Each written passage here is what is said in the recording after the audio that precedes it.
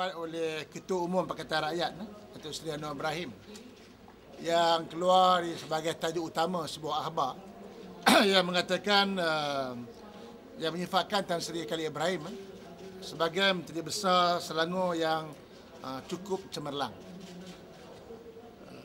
Saya melihat kenyataan yang dibuat oleh Datuk Seri Anwar Ibrahim ini satu kenyataan yang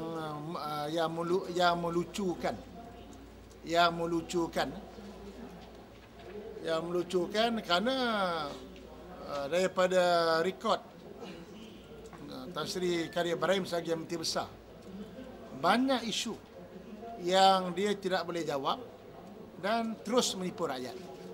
Saya ambil contoh yang paling jelas ialah contoh UNICEF. Contoh Universiti Selangor. Saya pernah buat kenyataan bahawa UNICEF ni rugi sejak tahun 2008, 2009, 2010. Dia rugi dalam 3 tahun ni 54 juta. UNICEF rugi. Bila saya buat kenyataan tersebut, saya minta Menteri Besar untuk memberikan kenyataan sama ada benar ataupun tidak UNICEF mengalami kerugian sebanyak 54 juta dalam tempoh 3 tahun. Tetapi Menteri Besar dia tidak menjawab soalan saya. Sebaliknya dia terus menafikan kenyataan saya dengan mengatakan bahawa laporan audit yang saya bentangkan, yang saya sebut tersebut merupakan kenyataan laporan audit yang belum lagi disahkan. Dan beliau berjanji dalam kenyataan dia, yang kalau kita lihat kenyataan dia berjanji dia akan maklumkan secara rasmi pada bulan September. Jadi tunggu bulan September dia tidak buat apa-apa kenyataan.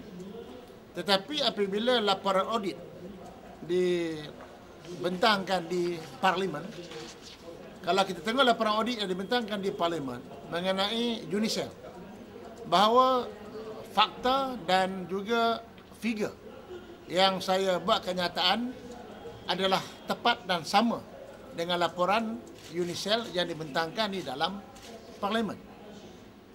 Jadi ini membuktikan bahawa laporan audit yang dibentangkan di Parlimen sama dengan kenyataan yang saya buat, yang sebelum ini Menteri Besar menafikan kenyataan saya. Sebab itu Menteri Besar, saya kata dia pembohong. Dan kalau dia Menteri Besar yang bertanggungjawab, dia patut minta maaf. Dia patut letak jawatan. Dan juga kalau laporan audit itu tidak betul, dia kena sanggah laporan audit. Tapi mengapa dia diam? Jadi bagaimana yang Menteri Besar yang Datuk Seri Anwar Ibrahim boleh mengatakan Tan Sri Khalid seorang Menteri Besar yang hebat, sedangkan nak mengurus UNICEF, waktu mereka mengambil UNICEF ini untung. Tapi dalam pemerintahan PKR tempoh 3 tahun, UNICEF rugi. Dia rugi sampai 54 juta 3 tahun.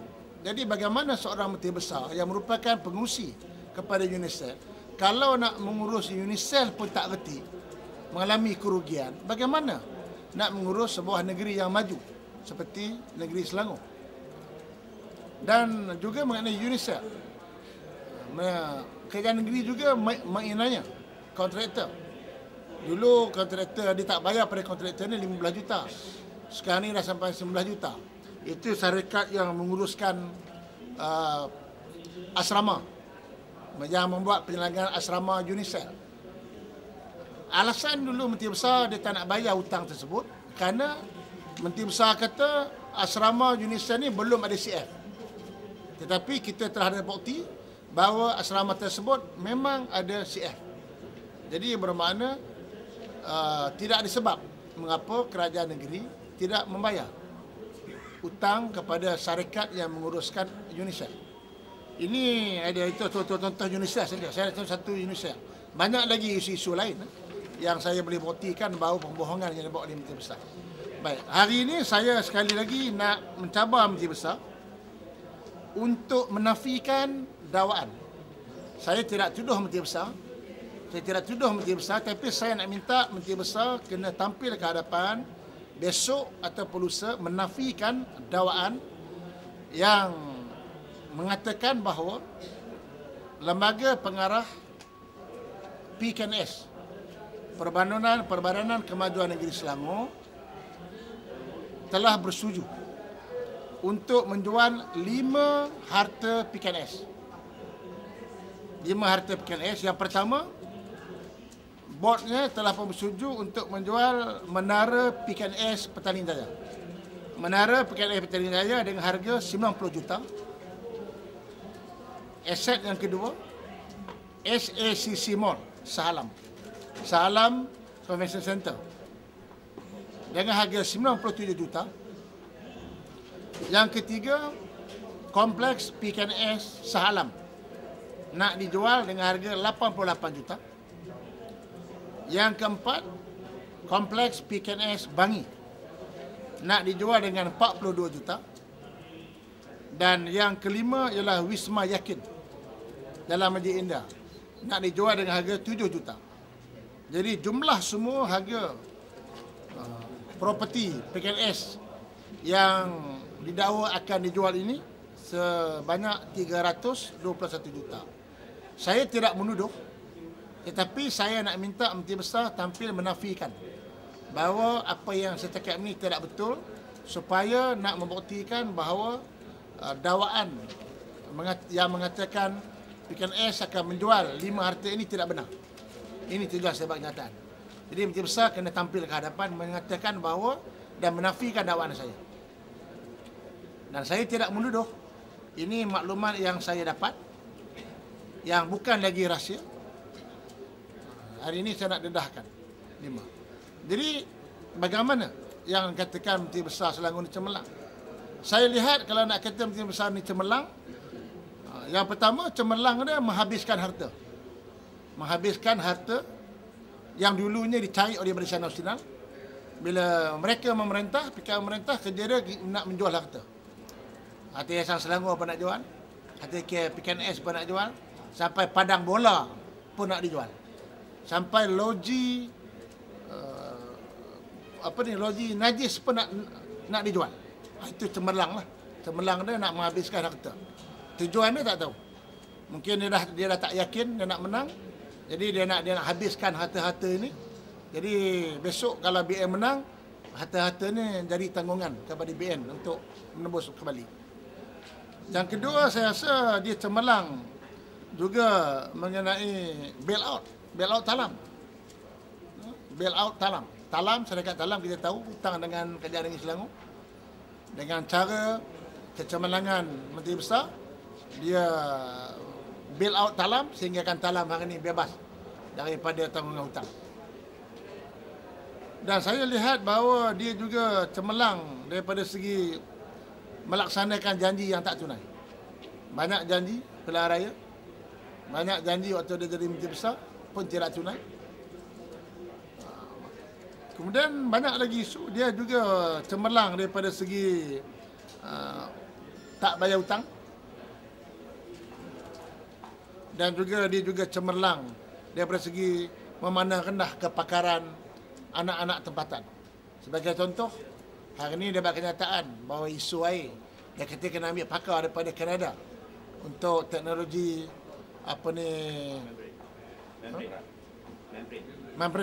membrane ni pasal isu air. Padahal kita ada pakar-pakar kita sendiri. Itu saya dengan Tan Sri Muhyiddin masa melawat ini diberi oleh pakar-pakar air tempatan yang mengkaji bukannya baru 4 tahun, bukannya baru 5 tahun, dah 10 tahun mereka kaji masalah ni. Tetapi hari ini dia nampak dia memandang rendah pakar kita. Dia kata nak kena dengar pakar. Kononnya pakar yang memberi taklimat kepada Tan Sri Muhyiddin dan juga saya tak betul. Pakar daripada Kanada ada kata itu yang betul. Jadi dulu dia pernah kata nak ambil lawyer daripada luar negara, audit daripada luar negara. Ini kepakaran dia memandang rendah kebolehan profesional di Malaysia. Jadi itu saya nak ulaskan bahawa sebab itu saya kata tadi kenyataan Menteri Besar Selangor ini melucukan, dan saya nak ulang balik supaya Menteri Besar menafikan dakwaan yang mengatakan bahawa Board PKNS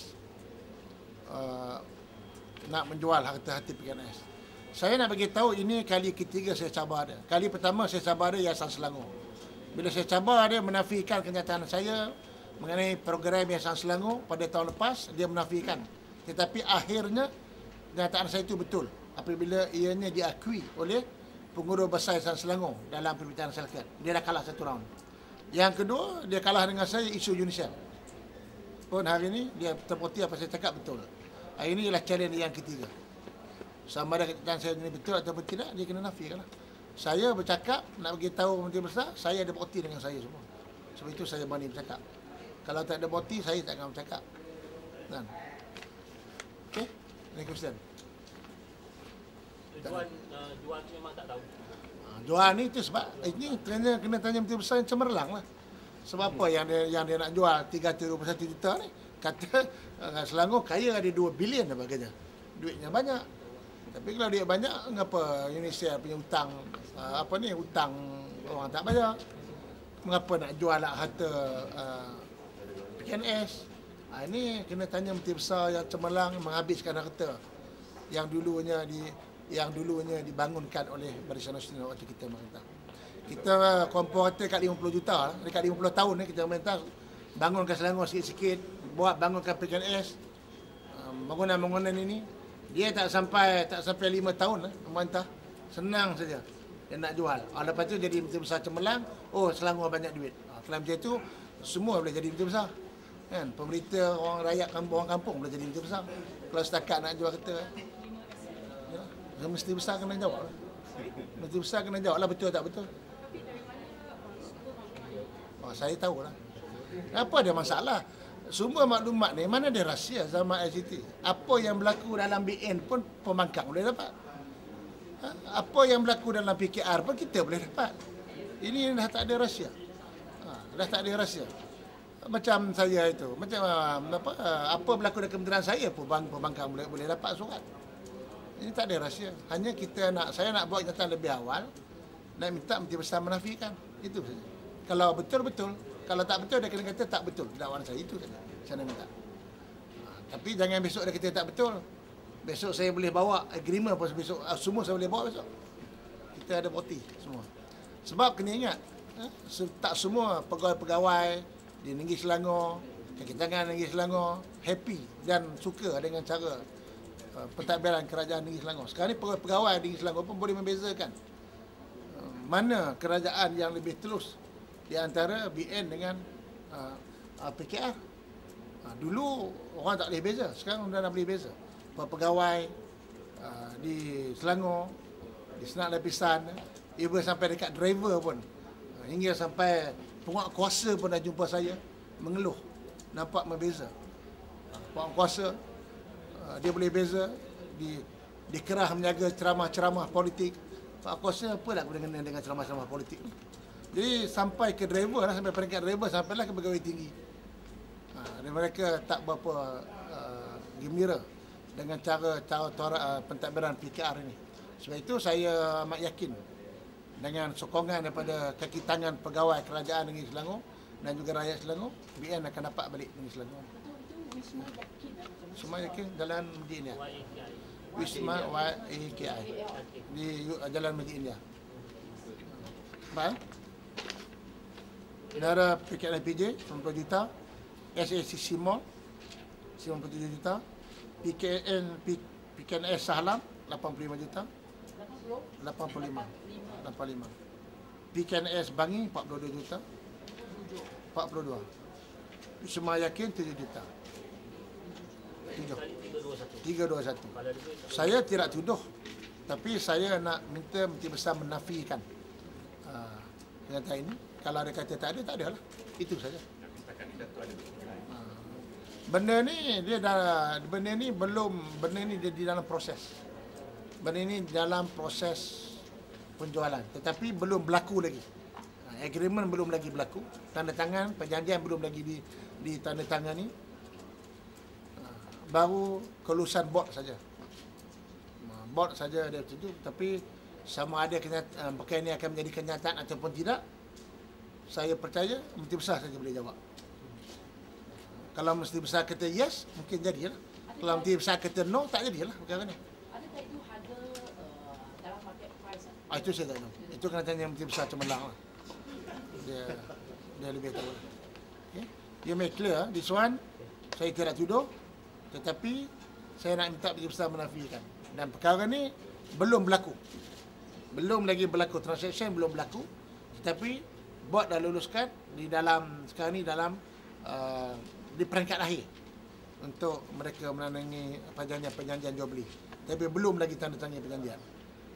Jadi sebab itu hanya Menteri Besar saja yang boleh menghalang jika benar perkara ini berlaku.